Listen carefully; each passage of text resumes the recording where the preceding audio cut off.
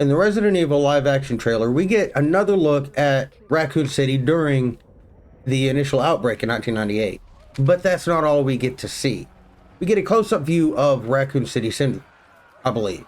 We get to see a mother and her daughter getting through Raccoon City during the outbreak, running, and we even get to be the zombie she beats with a bat. That was pretty cool, actually. So it looks like they're doing good, surviving and getting through, until they come across what looks to be a liquor. And then the little girl screams.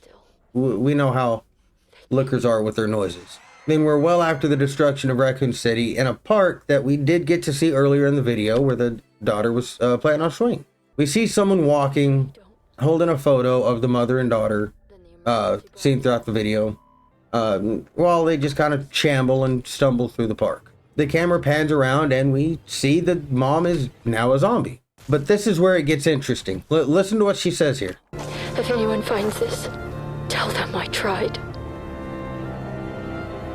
Tell them I was still me. Right up until the end.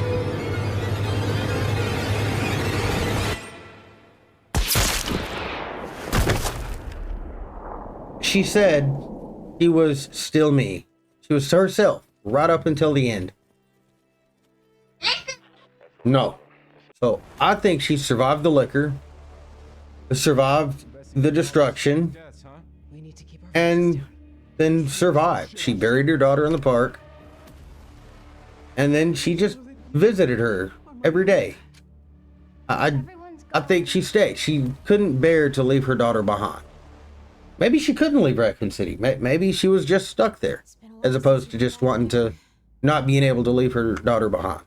I suppose it could be that the narration she was doing was an old one, 30 years ago, but it really doesn't make sense that way.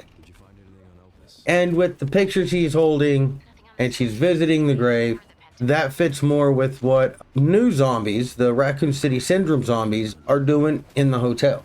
I think she was turned by the Raccoon City Sndrom in Raccoon City instead of the, normal zombie way.